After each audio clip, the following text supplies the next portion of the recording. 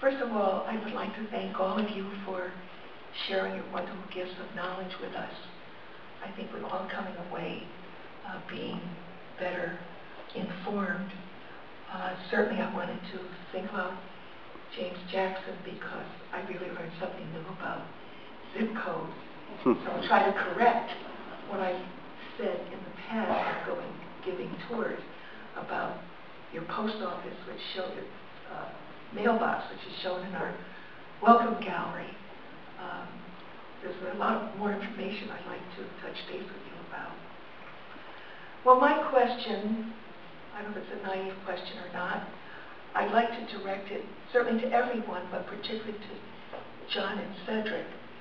And that has to do with the definition of state-recognized Indians. I've heard that, and I've heard it here in Connecticut when referring to Indians, the only Indians are the federally recognized Indians.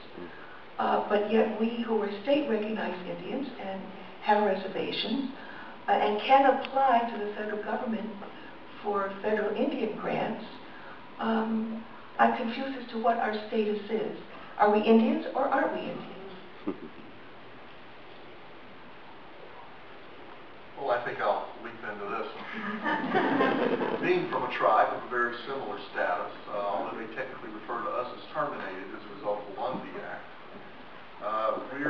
we're Indians, we have been Indians, we'll always be Indians as long as we choose to keep our communities viable. And again, as you pointed out, Trudy, the clear recognition of that, in spite of the political posturing of current Connecticut government officials, the reality of it is that reservation predates the state of Connecticut.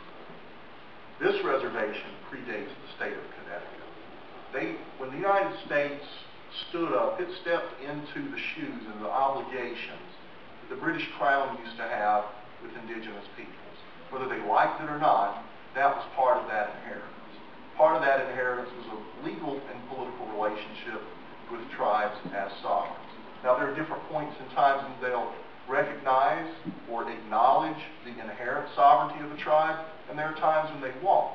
But it doesn't mean you go away as a tribe. The reality, unfortunate reality of it is that some tribes have died out. Your folks and the Pequots aren't some of them. You're still here, and Schaghticoke will be here as long as Schaghticoke chooses to be here and chooses to exercise its sovereignty. The federal government recognizes that reality through the creation of tribal-specific programs for which state and federally recognized tribes can apply.